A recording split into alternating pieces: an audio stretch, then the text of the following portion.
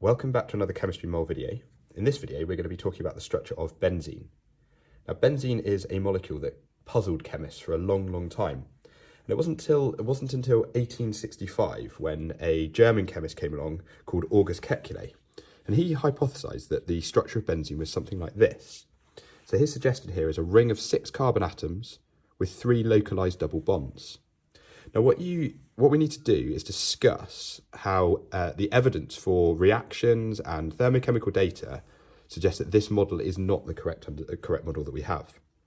Now, one of the first pieces of evidence that we've got is to do with the reactions of benzene with bromine.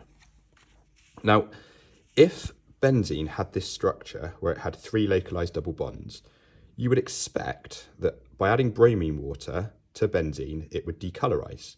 However, bromine does not react with benzene at room temperature and pressure without a catalyst. So the first piece of evidence that you've got here is that benzene resists addition reactions. So it does not undergo the types of reactions that you see with alkenes. Now, if you did want to get benzene to react, you would actually have to use a halogen carrier, a catalyst, to make that reaction work, such as FeBr3, and we'll discuss in a later video how that reaction would take place. So first key piece of evidence, benzene does not undergo addition reaction, so this reaction won't take place unless you've got a halogen carrier catalyst. Another piece of evidence that we've got for the structure of benzene, not looking like this model here, is from a technique known as X-ray diffraction. And if you do this, what you can do is you can map out where the electrons are distributed around a molecule of benzene. So we look at this diagram here, it's showing that the electrons are spread around this molecule and that they're not all localized between the carbon atoms like this. So we don't have 3 localized double bonds. Now, what this shows, and we've discovered, is that the double bonds, which are shorter than single bonds, we don't have that. We don't have some bonds that are shorter than others.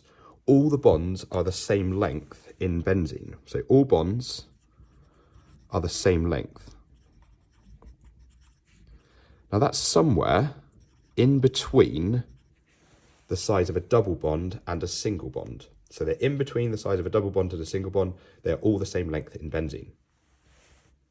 The next thing to discuss here is the thermochemical data for the enthalpy of hydrogenation of benzene. Now, if you were to take a molecule of cyclohexene, where we've got 1 double bond, and you add hydrogen across that double bond, you'd need to use a nickel catalyst for the reaction, and you'd produce cyclohexane as a result. Now, the enthalpy change for this reaction is roughly minus 120 kilojoules per mole. So what we can do is we can use this evidence and compare it to what happens when we hydrogenate benzene by adding hydrogen across all the double bonds with a nickel catalyst. So we have a look at this in a table format here. We can see that if we had, for every single time we had to break the double bond and add the hydrogen across, you'd have an enthalpy change of minus 120 kilojoules per mole. In total, you would expect there to be an enthalpy change of hydrogenation for benzene of minus 360 kilojoules per mole. Adding these 3 enthalpy changes up, just add the energy change on that graph there. So every single time you add a hydrogen on, if you had an enthalpy change giving out 120 kilojoules per mole of energy, in total you'd expect to see 360 kilojoules per mole of energy released. Now that's not what we find. In reality, the enthalpy change for hydrogenation of benzene is actually minus 208 kilojoules per mole.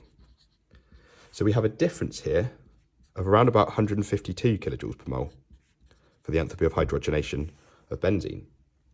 And what this shows you is that the enthalpy change is less exothermic for benzene than you would predict. So enthalpy change of hydrogenation